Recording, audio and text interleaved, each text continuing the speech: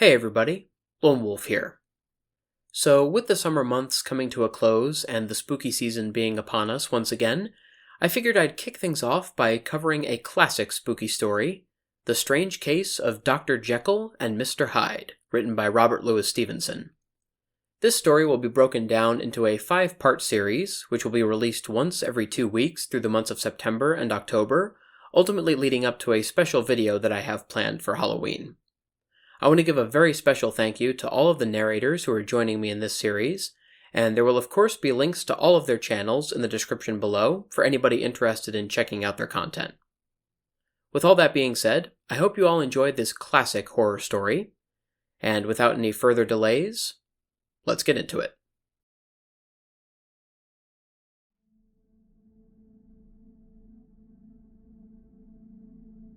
Story of the Door. Mr. Utterson, the lawyer, was a man of a rugged countenance that was never lighted by a smile, cold, scanty, and embarrassed in discourse, backward in sentiment, lean, long, dusty, dreary, and yet somehow lovable. At friendly meetings, and when the wine was to his taste, something eminently human beaconed from his eye, something indeed which never found its way into his talk, but which spoke not only in these silent symbols of the after-dinner face, but more often and loudly in the acts of his life. He was austere with himself, drank gin when he was alone to mortify a taste for vintages, and though he enjoyed the theater, had not crossed the doors of one for 20 years. But he had an approved tolerance for others, sometimes wondering, almost with envy, at the high pressure of spirits involved in their misdeeds, and in any extremity, inclined to help rather than to reprove. "I incline to Cain's heresy," he used to say quaintly. "I let my brother go to the devil in his own way." In this character, it was frequently his fortune to be the last reputable acquaintance and the last good influence in the lives of downgoing men, and to such as these, so long as they came about his chambers, he never marked a shade of change in his demeanor. No doubt the feat was easy to Mr. Utterson, for he was undemonstrative at best, and even his friendship seemed to be founded in a similar catholicity of good nature. It is the mark of a modest man to accept his friendly circle ready-made from the hands of opportunity, and that was the lawyer's way. His friends were those of his own blood, or those whom he had known the longest. His affections, like ivy, were the growth of time. They implied no aptness in the object. Hence, no doubt the bond that united him to Mr. Richard Enfield, his distant kinsman, the well-known man about town. It was a nut to crack for many what these two could see in each other, or what subject they could find in common. It was reported by those who encountered them in their Sunday walks that they said nothing, looked singularly dull, and would hail with obvious relief the appearance of a friend. For all that, the two men put the greatest store by these excursions, counted them the chief jewel of each week, and not only set aside occasions of pleasure, but even resisted the calls of business, that they might enjoy them uninterrupted. It chanced on one of these rambles that their way led them down a by-street in a busy quarter of London. The street was small and what is called quiet, but it drove a thriving trade on the weekdays. The inhabitants were all doing well, it seemed, and all emulously hoping to do better still, and laying out the surplus of their gains in coquetry, so that the shop fronts stood along that thoroughfare with an air of invitation, like rows of smiling saleswomen. Even on Sunday, when it veiled its more florid charms and lay comparatively empty of passage, the street shone out in contrast to its dingy neighborhood, like a fire in a forest, and with its freshly painted shutters, well-polished brasses, and general cleanliness and gaiety of note, instantly caught and pleased the eye of the passenger. 2 doors from one corner, on the left hand going east, the line was broken by the entry of a court, and just at that point, a certain sinister block of building thrust forward its gable on the street. It was 2 stories high, showed no window, nothing but a door on the lower story, and a blind forehead of discolored wall on the upper, and bore in every feature the marks of prolonged and sordid negligence. The door, which was equipped with neither bell nor knocker, was blistered and disdained. Tramps slouched into the recess and struck matches on the panels. Children kept shop upon the steps. The schoolboy had tried his knife on the moldings, and for close on a generation, no one had appeared to drive away these random visitors, or to repair their ravages. Mr. Enfield and the lawyer were on the other side of the by-street, but when they came abreast of the entry, the former lifted up his cane and pointed. "Did you ever remark that door?" he asked, and when his companion had replied in the affirmative, "It is connected in my mind," added he, "with a very odd story." Indeed. said Mr. Utterson, with a slight change of voice. And what was that? "Well, it was this way," returned Mr. Enfield.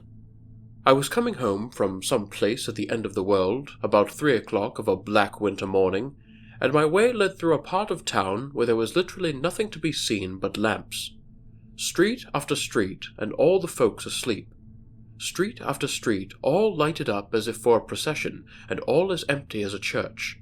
Till at last I got into that state of mind when a man listens and begins to long for the sight of a policeman.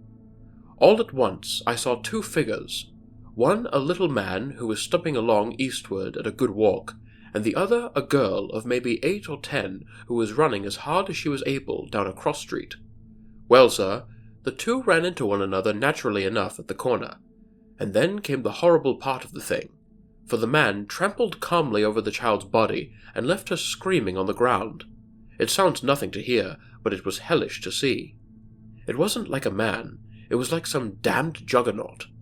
I gave a few hello, took to my heels, collared my gentleman, and brought him back to where there was already quite a group about the screaming child. He was perfectly cool and made no resistance, but gave me one look, so ugly that it brought out the sweat on me like running. The people who had turned out were the girl's own family, and pretty soon the doctor, for whom she had been sent, put in his appearance. Well, the child was not much the worse, more frightened, according to the sawbones, and that you might have supposed would be an end to it. But there was one curious circumstance. I had taken a loathing to my gentleman at first sight, so had the child's family, which was only natural, but the doctor's case was what struck me. He was the usual cut-and-dry apothecary, of no particular age and colour, with a strong Edinburgh accent and about as emotional as a bagpipe. Well, sir, he was like the rest of us. Every time he looked at my prisoner, I saw that Sawbones turn sick and white with the desire to kill him. I knew what was in his mind, just as he knew what was in mine, and killing being out of the question, we did the next best. We told the man we could and would make such a scandal out of this as should make his name stink from one end of London to the other. If he had any friends or any credit, we undertook that he should lose them.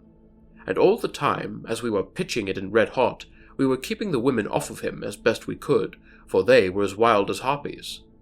I never saw a circle of such hateful faces, and there was the man in the middle, with a kind of black, sneering coolness. Frightened, too, I could see that, but carrying it off, sir, really like Satan. "If you choose to make capital out of this accident," said he, "I am naturally helpless. No gentleman but wishes to avoid a scene," says he. "Name your figure." Well, we screwed him up to £100 for the child's family. He would have clearly liked to stick out, but there was something about the lot of us that meant mischief, and at last he struck. The next thing was to get the money, and where do you think he carried us but to that place with the door, whipped out a key, went in, and presently came back with a matter of £10 in gold and a cheque for the balance on Coots's, drawn payable to bearer and signed with a name that I can't mention, though it's one of the points of my story, but it was a name at least very well known and often printed. The figure was stiff, but the signature was good for more than that if it was only genuine. I took the liberty of pointing out to my gentleman that the whole business looked apocryphal, and that a man does not, in real life, walk into a cellar door at 4 a.m. and come out with another man's cheque for close upon £100. But he was quite easy and sneering. "Set your mind at rest," says he. "I will stay with you till the banks open and cash the cheque myself." So we all set off, the doctor, the child's father, and our friend and myself, and passed the rest of the night in my chambers. And next day, when we had breakfasted, went in a body to the bank. I gave in the cheque myself, and said I had every reason to believe it was a forgery. Not a bit of it. The cheque was genuine. Tut, tut, said Mr. Utterson. I see you feel as I do, said Mr. Enfield. Yes, it's a bad story, for my man was a fellow that nobody could have to do with, a really damnable man, and the person that drew the check is the very pink of the properties, celebrated too, and, what makes it worse, one of your fellows who do what they call good. Blackmail, I suppose. An honest man paying through the nose for some of the capers of his youth. Blackmail House is what I call the place with the door, in consequence. Though even that, you know, is far from explaining all, he added, and with the words fell into a vein of musing. From this he was recalled by Mr. Utterson, asking rather suddenly, And you don't know if the drawer of the check lives there? A likely place, isn't it? returned Mr. Enfield. But I happen to have noticed his address. He lives in some square or other. And you never asked about the place with the door? said Mr. Utterson. No, sir. I had a delicacy, was the reply. I feel very strongly about putting questions. It partakes too much of the style of the Day of Judgment. You start a question, and it's like starting a stone. You sit quietly on the top of a hill, and away the stone goes, starting others. And presently some bland old bird, the last you would have thought of, is knocked on the head in its own back garden, and the family have to change their name. No, sir, I make it a rule of mine. The more it looks like Queer Street, the less I ask. A very good rule, too, said the lawyer. But I have studied the place for myself, continued Mr. Enfield. It seems scarcely a house. There is no other door, and nobody goes in or out of that one but, once in a great while, the gentleman of my adventure. There are 3 windows looking on the court on the first floor, none below. The windows are always shut, but they're clean. And then there is a chimney which is generally smoking, so somebody must live there. And yet it's not so sure, for the buildings are so packed together about the court that it's hard to say where one ends and another begins. The pair walked on again for a while in silence, and then, Enfield, said Mr. Utterson. That's a good rule of yours. Yes, I think it is, returned Enfield. But for all that, continued the lawyer, there's one point I want to ask. I want to ask the name of that man who walked over the child. Well, said Mr. Enfield, I can't see what harm it would do. It was a man of the name of Hyde. Said Mr. Utterson. What sort of man is he to see? He is not easy to describe. There is something wrong with his appearance, something displeasing, something downright detestable. I never saw a man I so disliked, and yet I scarce know why. He must be deformed somewhere. He gives a strong feeling of deformity, although I couldn't specify the point. He's an extraordinary-looking man, and yet I really can name nothing out of the way. No, sir, I can make no hand of it. I can't describe him. And it's not want of memory, for I declare I can see him this moment. Mr. Utterson again walked some way in silence, and obviously under a weight of consideration. You are sure he used a key? He inquired at last. My dear sir, began Enfield, surprised out of himself. Yes, I know, said Utterson. I know it must seem strange. The fact is, if I do not ask you the name of the other party, it is because I know it already. You see, Richard, your tale has gone home. If you have been inexact at any point, you had better correct it. I think you might have warned me, returned the other with a touch of sullenness. But I have been pedantically exact, as you call it. The fellow had a key, and what's more, he has it still. I saw him use it not a week ago. Mr. Utterson sighed deeply, but said never a word, and the young man presently resumed. Here is another lesson to say nothing, said he.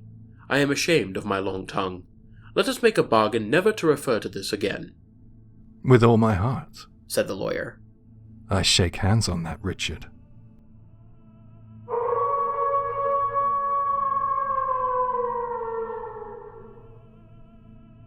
Search for Mr. Hyde. That evening, Mr. Utterson came home to his bachelor house in somber spirits, and sat down to dinner without relish. It was his custom of a Sunday, when this meal was over, to sit close by the fire, a volume of some dry divinity on his reading desk, until the clock of the neighboring church rang out the hour of 12, when he would go soberly and gratefully to bed. On this night, however, as soon as the cloth was taken away, he took up a candle and went into his business room. There, he opened his safe, took from the most private part of it a document, endorsed on the envelope as Dr. Jekyll's will, and sat down with a clouded brow to study its contents. The will was holograph, for Mr. Utterson, though he took charge of it now that it was made, had refused to lend the least assistance in the making of it. It provided not only that, in case of the decease of Henry Jekyll, M.D., D.C.L., L.L.D., F.R.S., etc., all his possessions were to pass into the hands of his friend and benefactor, Edward Hyde, but that in case of Dr. Jekyll's disappearance or unexplained absence for any period exceeding 3 calendar months, the said Edward Hyde should step into the said Henry Jekyll's shoes without further delay, and free from any burden or obligation beyond the payment of a few small sums to the members of the doctor's household. This document had long been the lawyer's eyesore. It offended him both as a lawyer and as a lover of the sane and customary sides of life, to whom the fanciful was the immodest. And hitherto it was his ignorance of Mr. Hyde that had swelled his indignation. Now, by a sudden turn, it was his knowledge. It was already bad enough when the name was but a name of which he could learn no more. It was worse when it began to be clothed upon with detestable attributes, and out of the shifting, insubstantial mists that had so long baffled his eye, there leaped up the sudden, definite presentment of a fiend. I thought it was madness, he said, as he replaced the obnoxious paper in the safe. And now I begin to fear it is disgrace. With that, he blew out his candle, put on a greatcoat, and set forth in the direction of Cavendish Square, that citadel of medicine, where his friend, the great Dr. Lanyon, had his house and received his crowding patients. If anyone knows, it will be Lanyon, he had thought. The solemn butler knew and welcomed him. He was subjected to no stage of delay, but ushered direct from the door to the dining room, where Dr. Lanyon sat alone over his wine. This was a hearty, healthy, dapper, red-faced gentleman, with a shock of hair prematurely white, and a boisterous and decided manner. At sight of Mr. Utterson, he sprang up from his chair and welcomed him with both hands. The geniality, as was the way of the man, was somewhat theatrical to the eye, but it reposed on genuine feeling. For these two were old friends, old mates both at school and college, both thorough respecters of themselves and of each other, and what does not always follow, men who thoroughly enjoyed each other's company. After a little rambling talk, the lawyer led up to the subject which so disagreeably preoccupied his mind. I suppose, Lanyon, said he, you and I must be the two oldest friends that Henry Jekyll has. I wish the friends were younger, chuckled Dr. Lanyon. But I suppose we are. And what of that? I see little of him now. Indeed? Said Mr. Utterson. I thought you had a bond of common interest. We had, was the reply. But it's more than 10 years since Henry Jekyll became too fanciful for me. He began to go wrong in mind, and of course I continue to take an interest in him for old sake's sake, as they say. I see and have seen devilishly little of the man. Such unscientific balderdash, added the doctor, flushing suddenly purple, would have a strange Damon and Pythias. This little spirit of temper was somewhat of a relief to Mr. Utterson. They have only differed on some point of science, he thought, and being a man of no scientific passions, except in the matter of conveyancing, he even added, it is nothing worse than that. He gave his friend a few seconds to recover his composure, and then approached the question he had come to put. Did you ever come across a protégé of his, one Hyde? He asked. Hyde? Repeated Lanyon. No, never heard of him, since my time. That was the amount of information that the lawyer carried back with him to the great dark bed on which he tossed to and fro until the small hours of the morning began to grow large. It was a night of little ease to his toiling mind, toiling in mere darkness and besieged by questions. 6 o'clock struck on the bells of the church that was so conveniently near to Mr. Utterson's dwelling, and still he was digging at the problem. Hitherto, it had touched him on the intellectual side alone, but now his imagination also was engaged, or rather enslaved, and as he lay and tossed in the gross darkness of the night and the curtained room, Mr. Enfield's tale went by before his mind in a scroll of lighted pictures. He would be aware of the great field of lamps of a nocturnal city, then of the figure of a man walking swiftly, then of a child running from the doctors, and then these met, and that human juggernaut trod the child down and passed on regardless of her screams. Or else he would see a room in a rich house where his friend lay asleep, dreaming and smiling at his dreams, and then the door of that room would be opened, the curtains of the bed plucked apart, the sleeper recalled, and lo, there would stand by his side a figure to whom power was given, and even at that dead hour he must rise and do its bidding. The figure in these two phases haunted the lawyer all night, and if at any time he dozed over, it was but to see it glide more stealthily through sleeping houses, or move the more swiftly and still the more swiftly, even to dizziness, through wider labyrinths of lamp-lighted city, and at every street corner crush a child and leave her screaming. And still, the figure had no face by which he might know it. Even in his dreams, it had no face, or one that baffled him and melted before his eyes. And thus it was that there sprang up and grew apace in the lawyer's mind a singularly strong, almost an inordinate curiosity to behold the features of the real Mr. Hyde. If he could but once set eyes on him, he thought the mystery would lighten, and perhaps roll altogether away, as was the habit of mysterious things when well examined. He might see a reason for his friend's strange preference or bondage, call it what you please, and even for the startling clause of the will. At least, it would be a face worth seeing, the face of a man who was without bowels of mercy, a face which had but to show itself to raise up, in the mind of the unimpressionable Enfield, a spirit of enduring hatred. From that time forward, Mr. Utterson began to haunt the door in the by-street of shops. In the morning, before office hours, at noon, when business was plenty and time scarce, at night, under the face of the fogged city moon, by all lights and at all hours of solitude or concourse, the lawyer was to be found on his chosen post. If he be Mr. Hyde, he had thought, I shall be Mr. Seek. And at last his patience was rewarded. It was a fine, dry night, frost in the air, the streets as clean as a ballroom floor, the lamps, unshaken by any wind, drawing a regular pattern of light and shadow. By 10 o'clock, when the shops were closed, the by-street was very solitary, and, in spite of the low growl of London from all round, very silent. Small sounds carried far. Domestic sounds out of the houses were clearly audible on either side of the roadway, and the rumor of the approach of any passenger preceded him by a long time. Mr. Utterson had been some minutes at his post, when he was aware of an odd, light footstep drawing near. In the course of his nightly patrols, he had long grown accustomed to the quaint effect with which the footfalls of a single person, while he is still a great way off, suddenly spring out distinct from the vast hum and clatter of the city. Yet his attention had never before been so sharply and decisively arrested, and it was with a strong, superstitious prevision of success that he withdrew into the entry of the court. The steps drew swiftly nearer and swelled out suddenly louder as they turned the end of the street. The lawyer, looking forth from the entry, could soon see what manner of man he had to deal with. He was small and very plainly dressed, and the look of him, even at that distance, went somehow strongly against the watcher's inclination.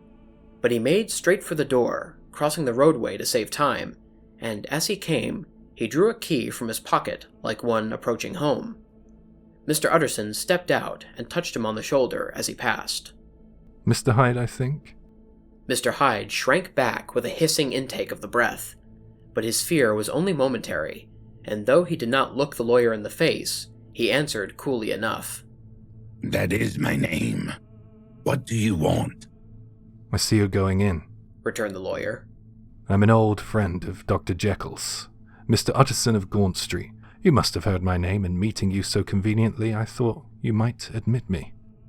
You will not find Dr. Jekyll. He is from home, replied Mr. Hyde, blowing in the key. And then suddenly, but still without looking up, How did you know me? he asked. On your side, said Mr. Utterson. Will you do me a favor? With pleasure, replied the other. What shall it be? Will you let me see your face? asked the lawyer.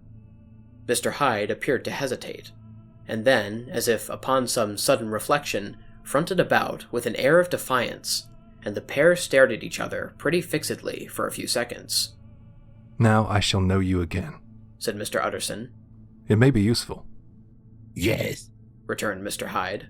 it is as well we have met. And apropos, you shall have my address. And he gave a number of a street in Soho. Good God, thought Mr. Utterson. Can he, too, have been thinking of the will? But he kept his feelings to himself, and only grunted in acknowledgement of the address. And now, said the other. How did you know me? By description, was the reply. Whose description? We have common friends, said Mr. Utterson. Common friends, echoed Mr. Hyde, a little hoarsely. Who are they? Jekyll, for instance, said the lawyer. He never told you? Cried Mr. Hyde with a flush of anger. I did not think you would have lied. Come, said Mr. Utterson. That is not fitting language. The other snarled aloud into a savage laugh, and the next moment, with extraordinary quickness, he had unlocked the door and disappeared into the house.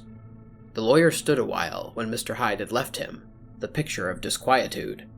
Then he began slowly to mount the street, pausing every step or two and putting his hand to his brow like a man in mental perplexity. The problems he was thus debating as he walked was one of a class that is rarely solved. Mr. Hyde was pale and dwarfish. He gave an impression of deformity without any nameable malformation. He had a displeasing smile. He had borne himself to the lawyer with a sort of murderous mixture of timidity and boldness, and he spoke with a husky, whispering, and somewhat broken voice. All these were points against him, but not all of these together could explain the hitherto unknown disgust, loathing, and fear with which Mr. Utterson regarded him.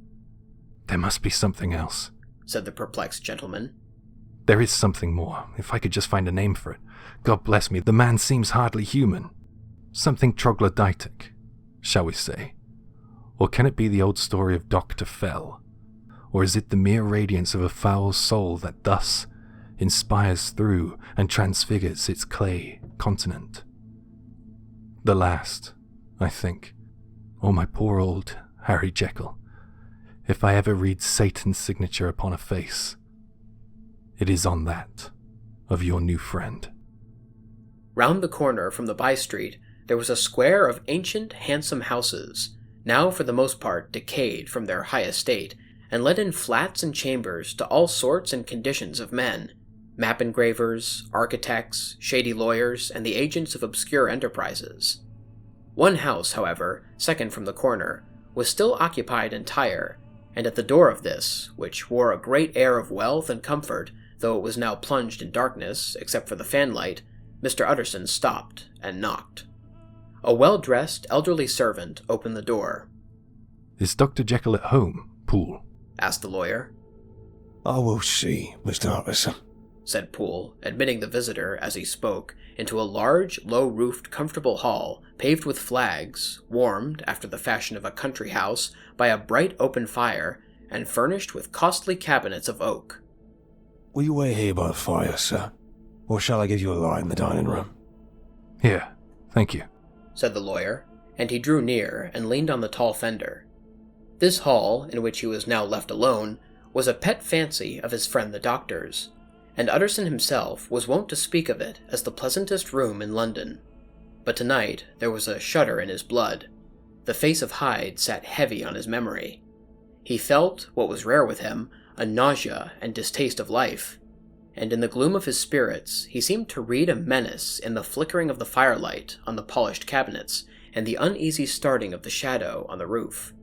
He was ashamed of his relief when Poole presently returned to announce that Dr. Jekyll was gone out. I saw Mr. Hyde go into the old dissecting room, Poole, he said. Is that right, when Dr. Jekyll is from home? Quite right, Mr. Utterson, sir, replied the servant. Mr. Hyde has a key. Your master seems to repose a great deal of trust in that young man, Poole, resumed the other musingly. Yes, sir, he does indeed, said Poole. We have all orders to obey him. I do not think I've ever met Mr. Hyde. Asked Utterson. Oh dear, no sir. He never dines here. Replied the butler. Indeed, we see very little of him on this side of the house. He mostly comes and goes by the laboratory. Well, good night, Poole. Good night, Mr. Utterson. And the lawyer set out homeward with a very heavy heart. Poor Harry Jekyll, he thought. My mind misgives me. He is in deep waters. He was wild when he was young, a long while ago to be sure, but in the law of God there is no statute of limitations. Aye, it must be that. The ghost of some old sin, the cancer of some concealed disgrace, punishment coming, pediclodo, years after memory has forgotten and self-love condoned to the fault. And the lawyer, scared by the thought, brooded a while on his own past, groping in all the corners of memory, lest by chance some jack-in-the-box of an old iniquity should leap to light there. His past was fairly blameless. Few men could read the rolls of their life with less apprehension, yet he was humbled to the dust by the many ill things he had done, and raised up again into a sober and fearful gratitude by the many he had come so near to doing, yet avoided. And then, by a return on his former subject, he conceived a spark of hope. Master Hyde, if he was studied, thought he, must have secrets of his own. Black secrets by the look of him. Secrets compared to which poor Jekyll's worst would be like sunshine. Things cannot continue as they are. It turns me cold to think of this creature, stealing like a thief to Harry's bedside. Poor Harry, what awakening. And the danger of it? For if this Hyde suspects the existence of the will, he may grow impatient to inherit. Aye, I must put my shoulders to the wheel. If Jekyll will but let me, he added. If Jekyll will only let me. For once more he saw before his mind's eye, as clear as transparency, the strange clauses of the will.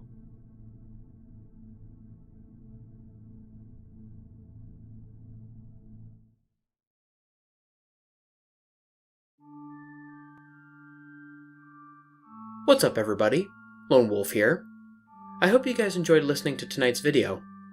In case anyone is interested, all of the various elements used in this video, including pictures, music, sound effects, and stories, will be linked in the description below. Anyways, if you guys enjoyed the video, please feel free to like, share, and subscribe if you haven't already. Also, click the bell for notifications so you don't miss a new video. If anybody has any personal stories or story recommendations for me, or any advice to help improve the channel, there will be links to all of my social media platforms in the description.